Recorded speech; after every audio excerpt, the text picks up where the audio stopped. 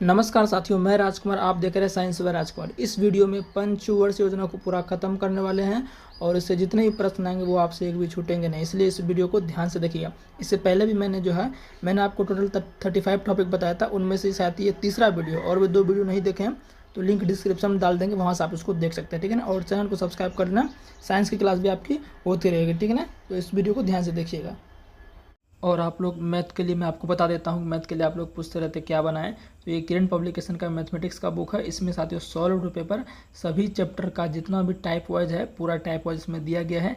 10,000 plus objective question इसमें मिलेंगे। 1996 से अब तक जो भी एग्जाम हुए TCS पूरा आपको इसमें कवर्ड मिलेगा। इसको बनाने के बाद कोई भी एग्जाम हो, मैथ आपका बिल्कुल समझिए कि स्ट्रांग हो जाएगा। एक भी प्रश्न मैथ में आप नहीं छोड़ेगा अगर आप इसको बना लेते हैं, ठीक है ना। तो इसे बनाना आपके लिए काफ़ी जरूरी है अगर आप मैथ में अच्छा स्कोर करना चाहते हैं, ठीक है ना, सिलेक्शन लेना चाहते हैं। तो साथियों इसको ले लें, और इसको लेने के लिए आपको डिस्क्रिप्शन में लिंक है, वहाँ से परचेज कर सकते हैं इसको, ठीक है ना। तो चलिए आज का टॉपिक स्टार्ट करते हैं। और मैं आपको बता देता हूँ कि साइंस की क्लास भी आपको जो आज ही मिल जाएंगे, ठीक है ना। तो उसके लिए आपको टेंशन बिल्कुल भी नहीं लेना है, ठीक है ना। इसको भी देख लेते हैं। दोनों चीज़ हम सोच रहे हैं कि दोनों चीज़ हम आपको क्या करें कि दोनों चीज़ लेकर समय से पहले हम आपको दोनों चीज़ खत्म कर देंगे। मैंने आपको 2 चीज़ें था ना, करंट अफेयर्स भी मैंने आपको बोला मैं कराऊंगा, और जीके भी कराऊंगा, स्टैटिक भी कराऊंगा, और साइंस तो मैं आपको, चैनल का नाम ही साइंस बाय राजकुमार, तो सब मैं आपको ये सब क्या है कि जीके स्टैटिक करंट अफेयर्स थोड़ा सा जल्दी खत्म हो जाए, इसलिए मैं सोच रहा हूँ इसको करा ही दूँ। बाकी साइंस भी करा ही रहे हैं, ऐसा थोड़ा साइंस को बिल्कुल छोड़ दे रहे हैं, तो चिंता बिल्कुल भी आप ना करें, ठीक है ना। जैसे जैसे करा रहे वैसे वैसे आप करते चलिए। तो चलिए देखते हैं पंचवर्षीय योजना। ठीक है, पंचवर्षीय योजना का मतलब क्या है, इसको इंग्लिश में 5 ईयर प्लान बोलते हैं। मतलब कि पंचवर्ष 5 वर्ष में जो योजना कराई जाती थी उसे पंचवर्षीय योजना कहते थे। उसमें कुछ लक्ष्य रखा जाता था विकास के लिए, ठीक है ना। तो प्रश्न जो आता है उसको सिर्फ हम देखेंगे। पर प्रथम जो आपका पंचवर्षीय योजना है, क्वेश्चन ऐसे आएगा कि प्रथम पंचवर्षीय योजना का सेशन क्या था, तो कब से कब तक हुआ था, 1951 से लेकर 1956 तक। आप गिन सकते हैं 5 साल इसमें पूरा काउंटेड है। तो 1951 से लेकर 56 तक साथियों आपका ये प्रथम पंचवर्षीय योजना का समय काल था। तो इसमें पहले आपको ध्यान रखना है। और पूछता इसमें क्या है कि यह योजना जो है, ये जो पंचवर्षीय योजना था किस मॉडल पर आधारित था, तो ये हेराड डोमर मॉडल पर आधारित था। कौन से? हेराड डोमर मॉडल पर आधारित था, ये आपको ध्यान रखना है। इस योजना का साथियों मुख्य उद्देश्य क्या था? मुख्य उद्देश्य था अर्थव्यवस्था के संतुलित विकास की प्रक्रिया आरंभ करना। उद्देश्य क्या था? अर्थव्यवस्था के संतुलित विकास की प्रक्रिया आरंभ करना। और उसकी आरंभ इन्होंने कृषि से की थी। तो कृषि को इन्होंने क्या दिया था? उच्च प्राथमिकता दिया था। क्वेश्चन ऐसे आएगा कि प्रथम जो हमारा 5 ईयर प्लान है, प्रथम जो 5 ईयर प्लान है उसमें किस चीज़ को बढ़ावा दिया गया, किस चीज़ पर ज़्यादा जोर दिया गया, तो वो एग्रीकल्चर यानी कि कृषि पर ज़्यादा जोर दिया गया, ठीक है। इस बात को आपको ध्यान रखना है। इस योजना के दौरान राष्ट्रीय आय में 18% तथा प्रति व्यक्ति आय में 11% की वृद्धि हुई। राष्ट्रीय आय का मतलब क्या साथियों? राष्ट्रीय आय का मतलब होता है कि जैसे हमारा भारत का राष्ट्रीय आय की बात करें, नेशनल इनकम की, जितने भी देश में, हमारे देश में जितने भी व्यक्ति हैं वो व्यक्ति एक साल में कितना इनकम अर्जित किया उसको हम क्या कहेंगे? नेशनल इनकम, राष्ट्रीय आय कहते हैं। और प्रति व्यक्ति आय क्या है? प्रति व्यक्ति आय सिंपल है, जितना भी हमारा राष्ट्रीय आय है उसको देश की कुल जनसंख्या से अगर आप भाग दे देते हैं तो वो आपका प्रति व्यक्ति आय निकल आता है, ठीक ना। तो अगर आप ये प्रतिशत, ये चीज़ याद नहीं भी रखिएगा तो कोई दिक्कत नहीं, इसलिए मैंने इसको आगे लिखा भी नहीं है कि इस योजना के दौरान राष्ट्रीय आय में 18% की वृद्धि हुई, प्रति व्यक्ति आय में 11% की वृद्धि हुई। इसको याद रखने की जरूरत भी नहीं, लेकिन मैंने लिख दिया है, ठीक ना। इस योजना में निम्न सिंचाई परियोजना शुरू की गई। क्वेश्चन ऐसे आता है कि भाखड़ा नंगल परियोजना, व्यास परियोजना, दामोदर नदी घाटी परियोजना, ये सारी जो परियोजनाएं हैं सिंचाई परियोजना है। कैसी परियोजना है? सिंचाई परियोजना है। तो ये किस पंचवर्षीय योजना में स्टार्ट की गई थी? तो प्रथम पंचवर्षीय योजना में स्टार्ट की गई। तो ये बात आपको ध्यान रखना है, ठीक है ना। चलिए, तो उम्मीद है ये समझ गए होंगे। आगे बढ़ते हैं। बाकी इसका PDF लेने के लिए आपको टेलीग्राम ज्वाइन कर लेना है, साइंस बाय राजकुमार, वहाँ से इसको ले सकते हैं। बात करते हैं द्वितीय पंचवर्षीय योजना की। द्वितीय पंचवर्षीय योजना का समय काल क्या था? 1956 से 61। देखिए सिंपल है ये। प्रथम क्या था? 51 से 56, और द्वितीय आपका क्या हो गया? 56 से 61, ठीक है ना। और यह योजना जो थी किस पर आधारित थी? तो PC महाल नोबिस मॉडल पर आधारित थी। पहला जो 5 ईयर प्लान था वो हेराड डोमर मॉडल पर, और ये वाला PC महाल नोबिस मॉडल पर आधारित था, ठीक है ना। और इसका मुख्य उद्देश्य क्या था? समाजवादी समाज की स्थापना करना था। मुख्य उद्देश्य क्या था? समाजवादी समाज का स्थापना करना था। लेकिन इस पंचवर्षीय योजना में जोर किस पर दिया गया? इस पर जोर दिया गया साथियों औद्योगिकरण पर, उद्योग यानी उद्योग पर जोर दिया गया था। किस पर जोर दिया गया था? उद्योग, जो भारी उद्योग हैं, बाहरी उद्योग पर इन पर जोर दिया गया था, ठीक है। फैक्ट्री वगैरह, किसमें? फैक्ट्री वगैरह बनाने में, कारखाना वगैरह बनाने में, इसमें क्या किया? इस पंचवर्षीय योजना में जोर दिया गया था। वही हम लिखे हैं।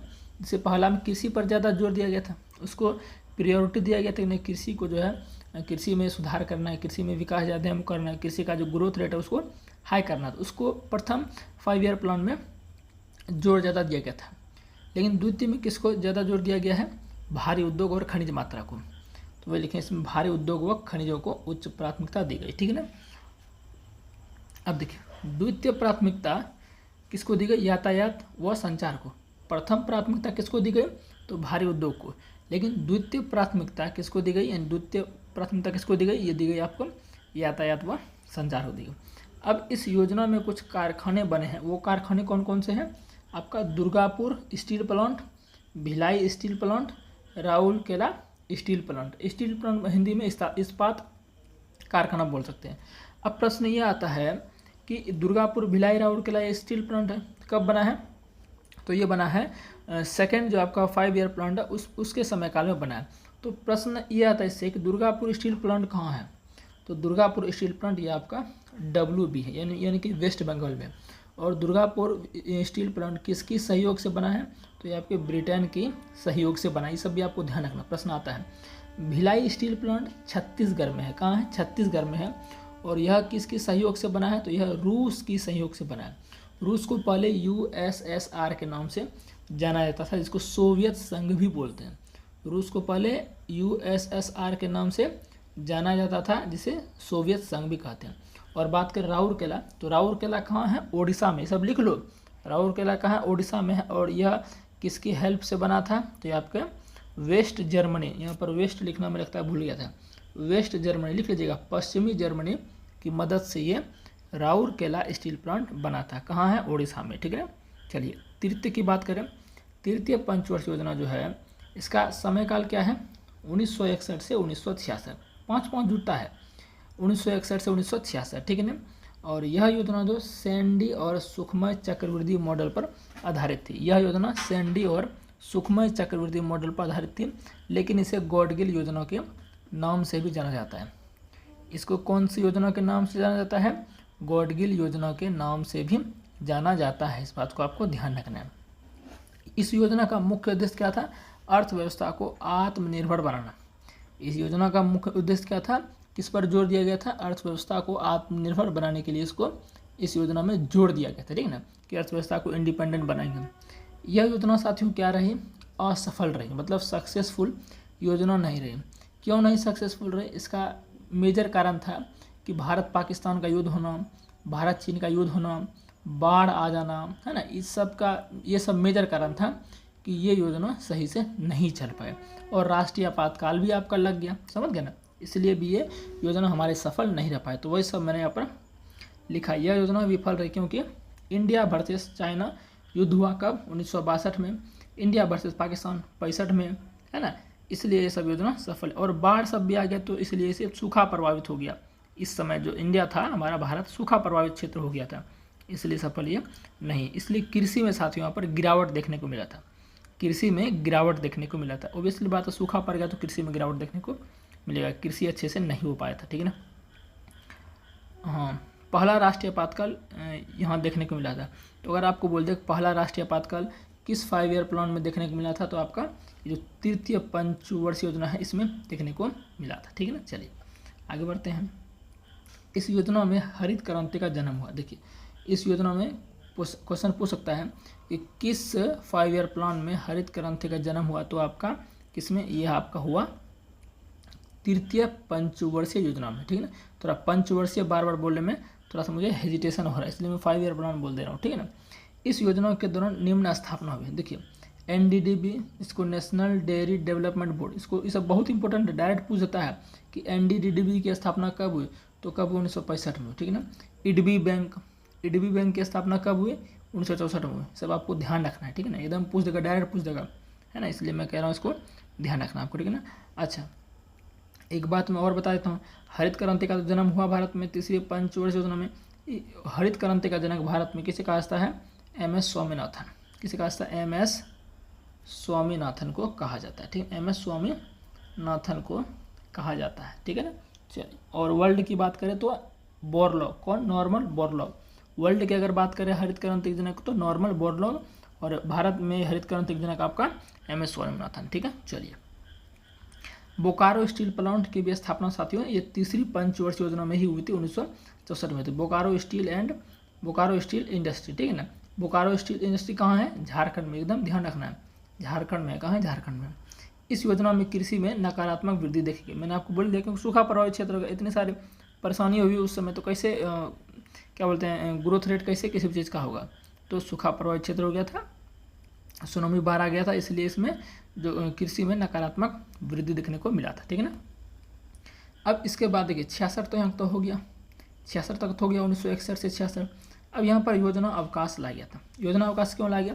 क्योंकि देखा गया कि जो 5 ईयर्स का 3 बार हुआ ना, यहाँ पर देखिए 5 साल का, यहाँ 1961 से 66 5 साल यहाँ भी हुआ, यहाँ भी देखिए 56 से 61 यहाँ भी 5 साल हुआ, यहाँ देखिए 51 से 56 यहाँ भी 5 साल हुआ, 5 साल का 3 बार हुआ। लेकिन जब असफल हो गया ना, जब असफल हो गया तो सरकार को लग रहा था अब हमसे 5 साल का ही नहीं हो पाएगा, चलो 3 ही साल का करते हैं। तो 3 साल का साथियों यहाँ कराया गया 66 से 69, और 66 से 69 साथियों 3 एनुअली प्लान तैयार किया। कितना एनुअली प्लान? वार्षिक रूप से 3 योजना तैयार किया गया था। क्योंकि 66, 67, 68, 69। ठीक है ना, इस बात को ध्यान रखना। और भारत में योजना अवकाश 3 बार आया। ठीक है ना, इस बात को ध्यान रखना। 66, 67, 68, 69। ठीक है ना। चलिए, चतुर्थ पंचवर्षीय योजना। अब चतुर्थ पंचवर्षीय योजना ये आपका साथियों कब हुआ? 1969 से 74। अच्छा, इसमें सिर्फ आपको ये ध्यान रखना है 1966 से 69, और कुछ भी आपको याद नहीं रखना। योजना अवकाश 1966 से 69, सिर्फ ये आपको ध्यान रखना, और कुछ ज़्यादा कुछ आपको ध्यान नहीं रखना है। ठीक है ना। चलिए, क्योंकि यही प्रश्न आता है। चतुर्थ पंचवर्षीय योजना। चतुर्थ पंचवर्षीय योजना का सेशन काल क्या था? 69 से 74। कब था? 69 से 74 था। यह योजना गॉडगिल मॉडल पर आधारित था। देखिए, तीसरा जो पंचवर्षीय योजना था वो साथियों आपका क्या था? गॉडगिल योजना के नाम से जाना जाता था। लेकिन चतुर्थ पंचवर्षीय योजना ये गॉडगिल मॉडल पर आधारित है, इस बात को ध्यान रखना। ठीक है ना। इस योजना में स्थिरता के साथ विकास, आत्मनिर्भरता की ओर जोर दिया गया। किस पर जोर दिया गया था? स्थिरता के साथ विकास और आत्मनिर्भरता की ओर जोड़ दिया गया। ठीक है ना। और इसी 5 ईयर प्लान के समय आपका इसरो का स्थापना हुआ था। इसरो का स्थापना कब हुआ था? 15 अगस्त 1969 को इसरो का स्थापना हुआ था। और 14 बैंकों का जो नेशनलाइजेशन हुआ था, राष्ट्रीयकरण हुआ था, वो आपका इसी समय हुआ था। ठीक है ना। और 14 बैंकों का राष्ट्रीयकरण ये इसमें भी पूछा है, मैंने देखा कई एग्जाम में। 19 जुलाई 1969 को इसका नेशनलाइजेशन किया गया था। ठीक है, 14 बैंकों का। और परिवार नियोजन कार्यक्रम की शुरुआत भी इसी योजना में की गई थी। ठीक है। चलिए, अब बात करते हैं 5वीं पंचवर्षीय योजना। 5वीं पंचवर्षीय योजना ये साथियों आपका 4 साल का था, 1974 से 78 तक। 1974 से 78 तक। और इस योजना का मुख्य उद्देश्य था, मैं आपको इधर देखता हूँ, इस योजना का मुख्य उद्देश्य था गरीबी हटाओ, यानी गरीबी उन्मूलन का मतलब समाप्त, तथा आत्मनिर्भरता था। 5वीं पंचवर्षीय योजना का मुख्य उद्देश्य क्या था? इसमें गरीबी हटाओ का नारा दिया गया था इंदिरा गांधी के द्वारा, और यानी कि गरीबी को हटाने पर पूरा जोर दिया गया था इस वाले 5 ईयर प्लान में। ठीक है। इंदिरा गांधी द्वारा 1975 में 20 सूत्री कार्यक्रम लाया गया। यह योजना 4 वर्ष की रही, क्योंकि साथियों 4 वर्ष के बाद साथियों जो इसमें जेपी नहीं था, जेपी मतलब जनता पार्टी, यहाँ जेपी शॉर्ट लेके जनता पार्टी की सरकार आ गई थी और 78 में ही समाप्त कर दिया था। जो ये 5 ईयर प्लान था 1974 से 78 तक चला, क्योंकि जो मोरारजी देसाई की जो पार्टी थी, जनता पार्टी, उसकी सरकार आई थी और 78 में ही ख़त्म कर दिया था। ठीक है ना। उसके बाद हालांकि फिर इंदिरा गांधी आती है, फिर इसका जो इन्होंने क्या कहते हैं एक रोलिंग प्लान स्टार्ट किया। जनता पार्टी की सरकार जो मोरारजी देसाई थी उस समय प्रधानमंत्री बोल सकते हैं, है ना। तो इन्होंने रोलिंग प्लान लाया था 2 साल का, 1978 से 80। तो यह योजना को फिर क्या किया, 1980 में इंदिरा गांधी अगेन आई, उसको ख़त्म कर दी। ठीक है ना। चलिए, तो यहाँ पर हमने यहाँ पर लिखा है रोलिंग प्लान। तो अगर ये पूछ दे कि रोलिंग प्लान किसने लाया था, तो मोरारजी देसाई ने। ठीक है। चलिए, छठी पंचवर्षीय योजना की बात करें तो इसका कार्यकाल क्या था? 1980 से 85। 1980 से 85 था। इसमें गरीबी उन्मूलन एवं तकनीकी विकास पर जोर दिया गया। गरीबी उन्मूलन एवं तकनीकी विकास पर जोर दिया गया था। ठीक है ना। और 6 बैंकों का राष्ट्रीयकरण इसमें भी हुआ था। 15 अप्रैल 1980 को। अगर पूछे कि 14 बैंकों का राष्ट्रीयकरण कब हुआ था तो 1969, और 6 बैंकों का राष्ट्रीयकरण 1980, ठीक है ना। डेट अगर याद नहीं रखते हैं तो कम से कम ईस्वी जरूर याद रखें, क्योंकि ईस्वी तो भाई याद रखना ज़रूरी है। और एग्जिम बैंक समझते हैं, जिसको एक्सपोर्ट इम्पोर्ट बैंक बोलते हैं, आयात निर्यात बैंक, है ना। 1982 में स्थापना हुआ था, और नाबार्ड की स्थापना भी 1982 में हुई थी, ठीक है ना। तो ये किसके कार्यकाल में हुआ, कब हुआ ये तो हुआ आपका, देखिए ना 1980 से 85 मैच कर रहा है ना। तो यानी साथियों आपका ये जो 5 ईयर प्लान का लक्ष्य रखा गया था उसमें ही ये किया गया था, ठीक है ना। चलिए क्लियर है, यहाँ तक क्लियर है। 7वीं देखते हैं फटाफट। बस जो बोल रहे हैं बस आपको ध्यान रखना, प्रश्न नहीं छोड़ेगा, ठीक है ना। उसका जब आप मॉक टेस्ट लगाइएगा तो आपको पता चल जाएगा, क्वेश्चन जब बनेगा तो बोलिएगा नहीं मज़ा आ रहा है पढ़ने में। 7वीं पंचवर्षीय योजना 1985 से 90, और इस योजना में जो है सामाजिक न्याय के माध्यम से बढ़ती आर्थिक उत्पादकता, खाद्यान्न का उत्पादन और रोजगार बढ़ा, बस इतना ही याद रखना, और ज़्यादा इसमें कुछ ध्यान रखना, ज़्यादा कुछ आता भी नहीं है ना। इस योजना में सामाजिक न्याय यानी सोशल जस्टिस के बारे में इसमें जो है ध्यान दिया गया था, और खाद्यान्न का उत्पादन होगा और रोजगार को बढ़ावा देना, है ना। इस सब चीज़ पर इसमें आपका 7वीं पंचवर्षीय योजना में ध्यान दिया गया था, ठीक है ना। और सेशन तो जरूर याद रखना है ना। 1985 में जो है इंदिरा आवास योजना है, जो कि घर बनाने के लिए मिलता था, इसी में शुरू किया गया है। 1986 में उपभोक्ता संरक्षण अधिनियम को लाया गया, और सेबी की स्थापना, security exchange bank of India, SEBI समझते हैं ना, सेबी समझते हैं कि नहीं, उसको 1988 में, और 1989 में जवाहर रोजगार योजना। तो ये सभी जो है, ये सभी आपका 7वीं वाले में जो है, 7वीं 5 ईयर प्लान में इन सबको लाया गया, ठीक है ना, ध्यान रखना। 1985 में इंदिरा आवास कब लागू हुआ, 1985 में। 86 में उपभोक्ता संरक्षण अधिनियम, और सेबी का स्थापना 88, इन सब का जो है ये सारे काम हुए, सारे 7वीं जो 5 ईयर प्लान थे उसके अंतर्गत ये काम हुए, ठीक है ना। इस बात को ध्यान रखना, इस भी एकदम ध्यान रखना, स्टैटिक जीके में इस भी बहुत ज़्यादा इंपॉर्टेंट है। 8वीं पंचवर्षीय योजना, 8वीं का क्या था सेशन, 92 से 97, क्या था 92 से 97। इस योजना में सर्वोच्च प्राथमिकता मानव संसाधन जो ह्यूमन रिसोर्स है उस पर दिया गया, और इस योजना में प्रधानमंत्री रोजगार योजना की शुरुआत, बस इतना ही ध्यान रखना है। और एक ध्यान रखना, मिड डे मील है ना, जो बच्चों में प्राइमरी स्कूल में, सरकारी स्कूल में दिया जाता है खाना, आपने भी खाया होगा अगर सरकारी स्कूल में पढ़े हैं। 1995 में साथियों ये आपका शुरू हुआ था मिड डे मील योजना, ठीक है ना। हालांकि इसको पोषण योजना आप कर दिया गया है, ठीक है ना। मानव संसाधन का विकास, और मतलब मानव संसाधन विकास का क्या था, इसको जोर दिया गया था, ज़्यादा जोर इस पर दिया गया था, ठीक है ना।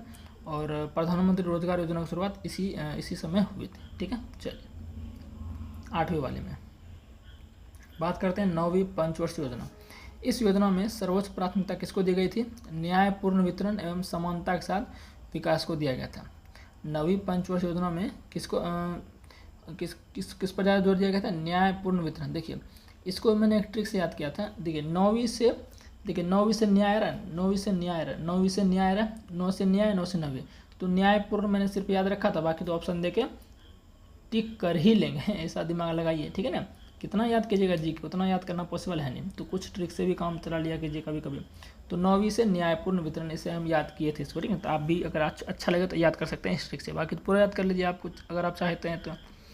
2001 में सर्व शिक्षा अभियान स्टार्ट किया गया है, और 2000 में PM ग्राम सड़क योजना। ये सब सारे साथियों आपके 9वीं पंचवर्षीय योजना में शुरू हो गए। सेशन याद रखिएगा तो आसानी से आप याद कर सकते हैं ना। चलिए 10वीं की बात करें, 10वीं कब हुआ, 2 से 7, कब हुआ 2 से 7, और इसका उद्देश्य क्या था, अगले 10 वर्षों में प्रति व्यक्ति आय दोगुनी करना। अगले 10 वर्षों में प्रति व्यक्ति आय को, प्रति व्यक्ति आय मैंने आपको बता ही दिया, ठीक है ना। राष्ट्रीय आय बटे देश की कुल जनसंख्या से भाग दे दीजिए, प्रति व्यक्ति आय आ जाता है। 10 अगर पूछता है कि अगले 10 वर्षों में जो आपका है प्रति व्यक्ति आय दोगुनी करना, ये किस पंचवर्षीय योजना के अंतर्गत रखा गया था लक्ष्य, तो 10 में, ठीक है ना। सिंपल है, 10वीं पंचवर्षीय योजना और अगले 10 वर्षों में, ये भी तो ईजी याद करना, काफ़ी ईजी है। अब बात करते हैं 11वीं का 7 से 12 रहा था। इसका उद्देश्य जो था तीव्रतम एवं समावेशी विकास, यानी सतत विकास कह सकते हैं, समावेशी विकास। समावेशी विकास का मतलब क्या होता है, समावेशी विकास का मतलब होता है बेसिकली कि आर्थिक विकास तो हो ही रहा है, उसके साथ समाज का भी विकास हो। आर्थिक विकास के साथ साथ समाज का भी विकास हो। समाज में जो है कह सकते हैं कि समानता आए, है ना, भेदभाव कम हुए, समानता आए, ठीक है, रोजगार को बढ़ावा मिले, है ना, गरीबी को दूर करे, ये सब समावेशी विकास को के अंतर्गत आता है। और इस योजना में शिक्षा के लिए एक थीम रखा गया था जिसका नाम था अनिवार्य शिक्षा। जो 11वीं पंचवर्षीय योजना थी इसके अंतर्गत शिक्षा के लिए स्पेशल एक थीम रखा गया था जिसको बोला गया था अनिवार्य शिक्षा, यानी कि अनिवार्य शिक्षा थीम था। सबला योजना की स्टार्ट इसी में हुई थी 11वीं पंचवर्षीय योजना में, ठीक है, ध्यान रखना इतना। 12वीं के बाद जो है आपका खत्म हो गया पंचवर्षीय योजना, 12 से 17, 12वीं 12 से 17, ठीक है ना। इसका मुख्य उद्देश्य क्या था? तीव्र आर्थिक समावेशी व सतत विकास, बस इतना ज़्यादा आपको चाहिए। और ज़्यादातर मैंने प्रश्न देखे हैं कि ये आपके स्टार्टिंग से जो आपके 1 से 5 तक है ना, 1 से 5 तक 5 ईयर प्लान है, उसी से ज़्यादा प्रश्न अभी तक आते हैं, लेकिन कभी कभी उससे भी पूछ जाते हैं। तो कोई ठीक है, हम ऐसा नहीं कर सकते कि उससे नहीं पूछेगा, ये कहना हमारा गलत होगा। इसलिए मैंने आपको पूरा योजना, पूरा 12 योजना था, पूरा मैंने आपको करा दिया, ठीक है ना। बाकी क्लास अच्छा लगे तो लाइक शेयर कमेंट कर देना है और चैनल को सब्सक्राइब कर देना। मिलते हैं नेक्स्ट वीडियो में।